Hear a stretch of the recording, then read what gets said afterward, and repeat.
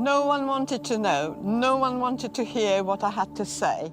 But I made a commitment that people don't want to hear, but I'm going to make sure that they will. My name is Kitty Hart-Moxon, and I'm a Holocaust survivor. Auschwitz was my university. It told you everything about human nature. Kitty Hart was one of the first survivors to tell her story. She's also one of the most eloquent. I've been here many times, but I really wanted to come with two girls, the age that I was when I was here. I need to show them how it was possible to survive. To go around with her was just an incredible experience because she is the source of knowledge and one of the only ones we have left.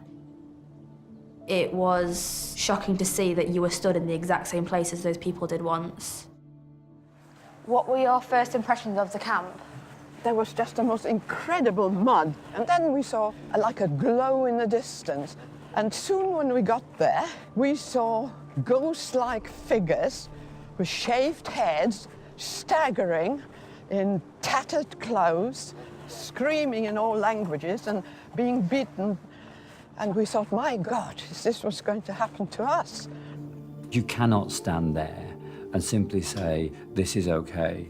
This should never have happened. It should never have existed. This is no place for anybody to have ever been. These events were lived by real people with a name, with identities, with stories. People arrived in cattle trucks and sometimes 7 or 10 trains. Sometimes the trains were sealed here for hours before they were allowed to unload. Did people die in the trains? Yeah, a lot of people died. Did anyone have any idea what was happening when they got off the train? People had not the foggiest idea what was going to happen. Families were split, never ever saw one another again. Loss of parents, loss of spouses, loss of children, loss of entire communities, loss of entire worlds. This is where people died, the killing part of Auschwitz. And we had a direct view into that gas chamber. Did you and your friends talk about it, what you saw? We knew it was happening, but, you know, we decided we mustn't talk about it. Do you think I could actually believe it? Don't look, don't look. We know it's going on, but don't look. You tried not to be emotional about anything. If you did, your emotions would just take over and you couldn't go on.